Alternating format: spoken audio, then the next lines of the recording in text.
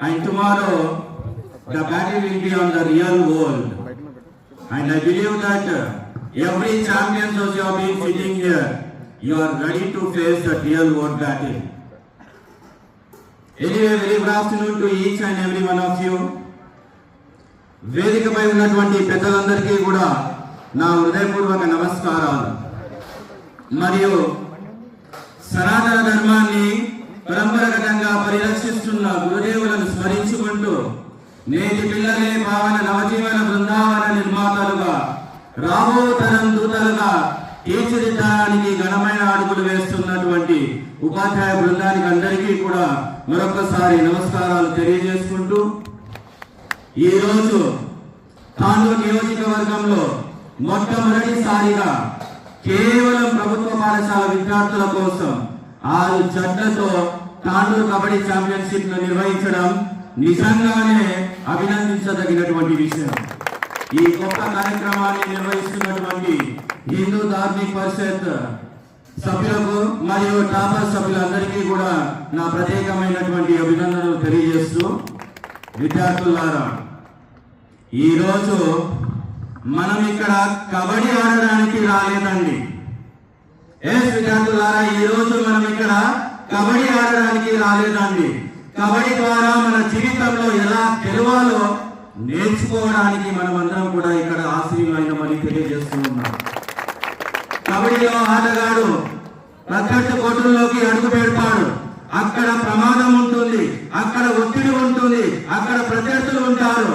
మరి ముఖ్యంగా ఎలాంటి సిచ్యువేషన్ ఎక్కడ వచ్చి మనల్ని పట్టుకుంటారో కూడా తెలియదు. ఒక్కవేళ మనము కనుక అక్కడితో ఆగిపోతే మన ఆట ముగిసినట్లే. కాబట్టి విద్యార్థులారా, కబడ్డీ ఆటల్లో ఆటగాడు ప్రత్యర్థి కోర్టుల్లోకి అడుగు పెట్టినప్పుడు ఒకే ఒక నినాదం చేస్తాడు. చెప్తారా ఎవరైనా? మీరందరూ కబడ్డీ ఆటగాళ్ళే కదా. ప్రత్యర్థి కోర్టుల్లోకి వెళ్ళినప్పుడు మీరు ఒకే ఒక నినాదం చేస్తారు. ఏంటిది? రైట్, కబడ్డీ కబడ్డీ కబడ్డీ కబడ్డీ అని. అంటే శ్వాస ఉన్నంత వరకు మీ పోరాటం కొనసాగిస్తారు. అవునా కాదా? అలాగే మన నిజ జీవితంలో కూడా మనం ఒక్కటి గుర్తు పెట్టుకోవాలి. నేను గెలుస్తాను, నేను సాధిస్తాను, నేను వెనకకు తిరిగి చూడను అని. ఎన్ని సమస్యలు వచ్చినా కూడా I will never give up అనే ధైర్యం మనలో ఉంటే మన జీవితం అనేది సాఫీగా ముందుకు సాగుతుందని తెలియజేసుకుంటూ, కబడ్డీలో ఆటగాడి ఒకవేళ గొప్పవాడైనా కూడా ఏ ఒక్కడు కూడా కబడ్డీ మ్యాచ్ ని గెలిపించే సత్తా మీలో ఉండదండి. ఎందుకంటే రైడర్ కు డిఫెండర్ సహాయం అవసరం, డిఫెండర్ కు సహచరులు అవసరం. అదే విధంగా ప్రతి ఒక్కరిపై నమ్మకం ఉంటేనే మీ జట్టు ఒక విజయం సాధిస్తుందని గుర్తు చేసుకుంటూ, మరి ముఖ్యంగా విద్యార్థులారా, ఈ రోజు మనం ఒకటి గుర్తు పెట్టుకోవాల్సింది ఏంటంటే, నేను అనే మాట కన్నా మనం అనే మాట చాలా విలువైనది. కాబట్టి విద్యార్థులారా, కబడ్డీ ఆటల్లో మీరు కింద పడిపోవచ్చు, కానీ ఆట అక్కడితో ముగియదండి. మళ్ళీ లేస్తారు, మళ్ళీ ప్రయత్నిస్తారు, మళ్ళీ అదే కోర్టుల్లోకి అడుగు పెడతారు. అదే విధంగా మన జీవితంలో కూడా ఒక్కవేళ మీరు ఫెయిల్ అయితే మళ్ళీ లేవండి. మీరు ఏదైనా సబ్జెక్ట్ లో ఫెయిల్ అయితే మళ్ళీ ప్రయత్నించండి. మిమ్మల్ని ఎవరైనా హేళన చేసి చూపిస్తే మీ యొక్క విజయంతో వారికి సమాధానం చెప్పాలని కోరుకుంటూ, మరి ముఖ్యంగా విద్యార్థులారా, ఈ రోజు మనం అందరం కూడా గుర్తు పెట్టుకోవాల్సింది ఒకే ఒక విషయం. ఎందుకంటే ఈ రోజు ఆ కబడ్డీ కోర్టుల్లో మీరు ఆడి ఉండవచ్చు, మీరు అక్కడ పోటీ ఇచ్చిండొచ్చు, కానీ రేపటికి మీరు ఈ తాండూరు రేపటికి కాబోయే ప్రతినిధులు, మరి ముఖ్యంగా ఈ తెలంగాణకి కాబోయే ప్రతినిధులు. ఈ రోజు ఈ కబడ్డీ ఆటల్లో మీరు ఆడిండొచ్చు, రేపు మీరు డాక్టర్లు కావచ్చు, లాయర్లు కావచ్చు, ఇంజనీర్లు కావచ్చు, ఉపాధ్యాయులు కావచ్చు, పోలీస్ ఆఫీసర్లు కావచ్చు, మరి ముఖ్యంగా ఐఏఎస్ ఆఫీసర్లు కూడా కావచ్చు. అంతకు మించి దేశానికి సేవ చేసే నాయకులు కూడా ఇక్కడి నుంచే రావచ్చు. కాబట్టి మనం అందరం ఒకటే గుర్తుపెట్టుకోవాల్సింది ఒకటే ఒక విషయం, ఎంత కష్టపడ్డామన్నది కాదు, ఇక్కడ ఎలాంటి ఫలితాలు మనం ముందుకు తీసుకోబోతున్నాం అనేది చాలా వరకు గుర్తించుకోవాల్సినటువంటి విషయం. ఈ రోజు ట్రోఫీ ఏదైతే ట్రోఫీ ఇక్కడ ఉందో అది కేవలం ఒక్కరు మాత్రమే తీసుకుని వెళ్ళగలరు. కానీ ఇక్కడ ఉన్న వాళ్ళందరూ కూడా భవిష్యత్తులో ఛాంపియన్ అయ్యే అవకాశం మీ అందరికీ ఉంది.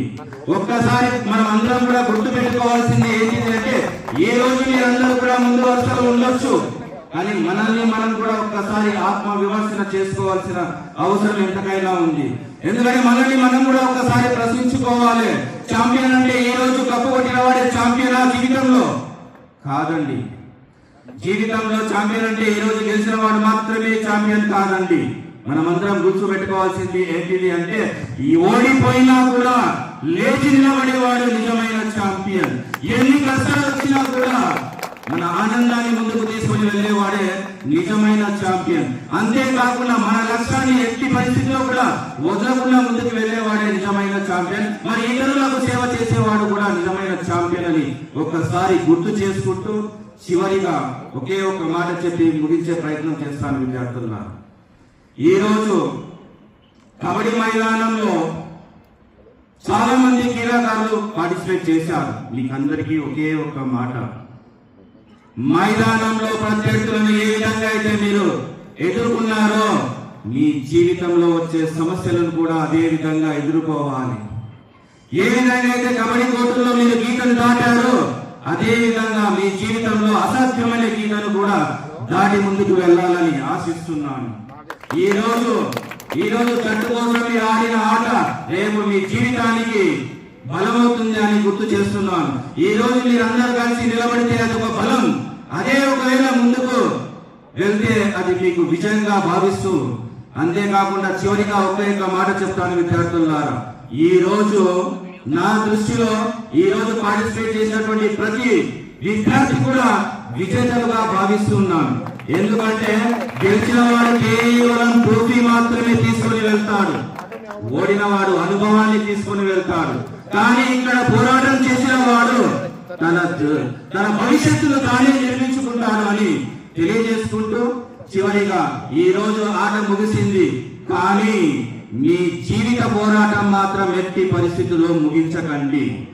ఈ రోజు ఏదైతే మైదానంలో మీరు వేసినటువంటి అడుగుల శబ్దం ఏదైతే ఉందో అది మీ జీవితంలో విజయపథంగా ముందుకు సాగాలని, భవిష్యత్తులో మీరందరూ కూడా ఉన్నతమైన స్థానాల్లో నిలవాలని, మన దేశానికి ప్రతినిధం వహించే నాయకులు కూడా ఇక్కడి నుంచే రావాలని మనస్ఫూర్తిగా కోరుకుంటూ నాకు ఈ అవకాశం ఇచ్చినటువంటి పెద్దలందరికీ కూడా ధన్యవాదాలు.